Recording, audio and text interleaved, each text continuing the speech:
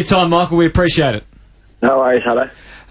Well, congratulations on your comeback from a very serious injury. Before we talk about last night, do you feel like you're pretty much back to 100% now?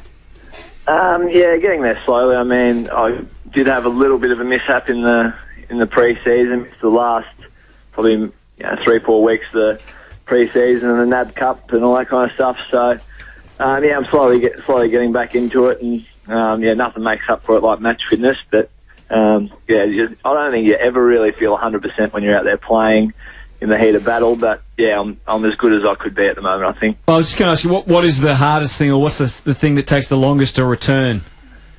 Oh, just those repeat efforts. Contested ball, you're up and down so often and so quickly, and contest to contest, it's the lactate builds up really quickly, and the lungs blow up. So just the repeat efforts and contested ball kind of stuff, which you can't really train for, in match simulation training and practice.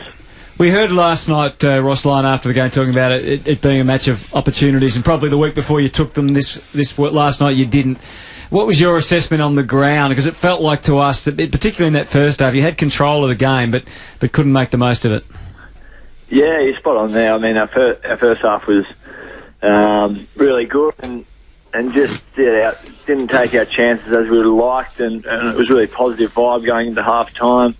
And we probably fell asleep there for a bit early third quarter, and gave ourselves too much to do in that last quarter. So, statistically, we were really good in the clearances and scoring shots compared to the week before against St Kilda, which we managed to find a way to win despite not having those key performance indicators being on top of them. So last night was a bit disappointing, the fact that we did feel like we controlled the game and we ended up to our eyeballs right up until the end, but unfortunately didn't get the points.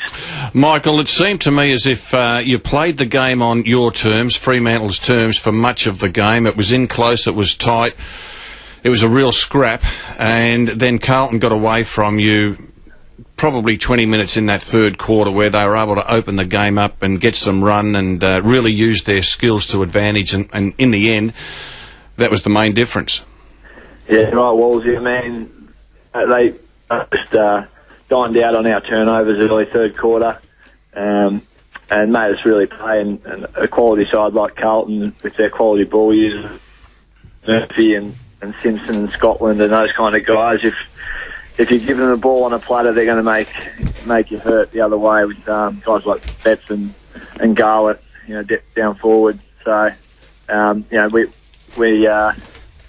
weren't doing ourselves any favour in that quarter, handing the ball back to them, and with lack of pressure on their real good ball users and ball carriers. It's Michael. It's Dermot Burton here. Your percentage kicking efficiency was 1% different from theirs, but where you actually turned those over really hurt you. Yeah, you're right, Dan. I mean, turn them over in really, crucial areas of the ground, and areas of the ground like Subiaco really opens up if you turn it over through the corridor and off the back end of the square. So there's a lot of separation for forwards, isn't it, because of the size of the ground? Yeah, you're right. And with Betts and Garlett, who I mentioned before, their speed and ability to get over the back and get on the end of the guys like Simpson and Scotland using the ball so well really hurt us.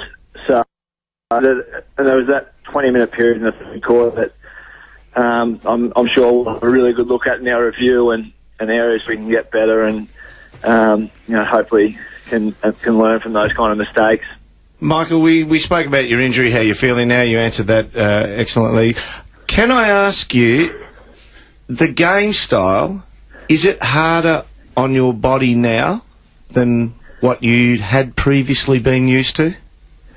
I think my body's changed a lot. It's taken a lot of adapting to the injury and building strength back up and getting used to the rigours of AFL footy again. So it's probably just I'm finding it a little bit harder, to grind out games at the moment. But I'm confident that a few more weeks of the match conditioning and games will get me back to a level that I may have been before the injury. So, and your teammates? It's hard to gauge a little bit.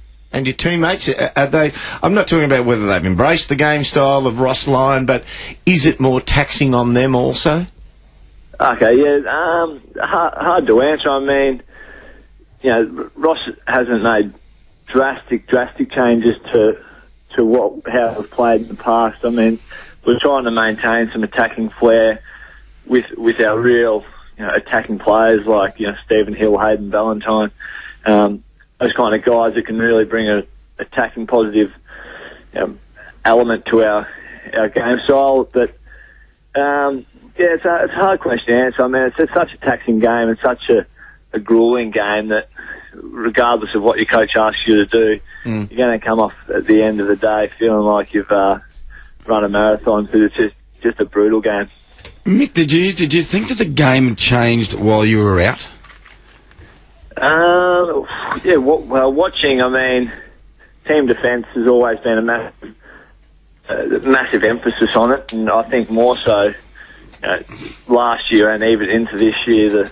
If you can stop the other team from scoring, you're halfway there, and defending teams is the main priority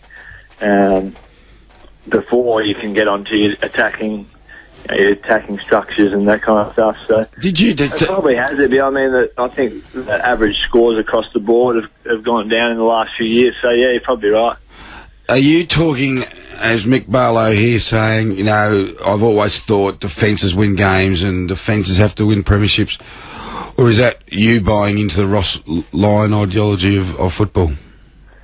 Oh, well, even under halves, our key emphasis was on, defending first, making sure you got your backyard right with limiting the opposition scoring opportunities, and then hurting teams on the counter attack and implementing attacking structures. Yeah. When you after the defensive mechanisms are in place. When you work so hard to get the ball off Carlton last night several times, and because we were watching it on the TV, it's difficult to see how far players are running. But when Fremantle won the ball and they were going forward, and say Mayne marked it on a wing, he had no one ahead of him, no one, and he had to stand there and wait and wait and wait. Whether that's taxing or not. Is that new to Fremantle? I can't remember Fremantle that happening a lot under Mark Harvey, and I know it's the way Ross coaches, but time and again last night, you midfielders just had to stream forward to try and give an option. Surely that's got to be extremely taxing on the body as well. Yeah, I think there were moments in last night's game when, I think you talk about Maney had it there on the wing, and there were a couple of times through the midfield. Probably didn't back myself to switch the ball and get the ball going out the other side, and kind of waited for that option to get it long down the line to forwards who had to work back. So that's an area that we've really got to become more confident in, using the ball and taking it on, spreading teams wide, using the width and the length of Subiaco. So it's something we're going to have to work on. And you're right, it is taxing, and it's end-to-end footy, but it comes with the job. Michael, are you aware of Gary Ablett's tweet? You play Gold Coast next week, and do you think Ryan Crowley will set himself for a big one on Gary Ablett? Yeah, I'm aware of kind of what's happened, but not reading too much into it at all. I mean, we're only concerned with what Ryan's been able to achieve for us the first 5 weeks of the season. I mean, he's really turned his career not so much around, because he's been a really good player for us for a long period, but he's been able to stamp himself within the 22, really clearly this year. And whether Gary even plays next week, that remains to be seen. But we're not reading into what went on at all. I mean, we're concentrating on what Ryan can do and what Ryan's been able to achieve for us in the first 5 weeks. Did Ross think you should have won? We definitely had our chances, and he spoke at length at half time that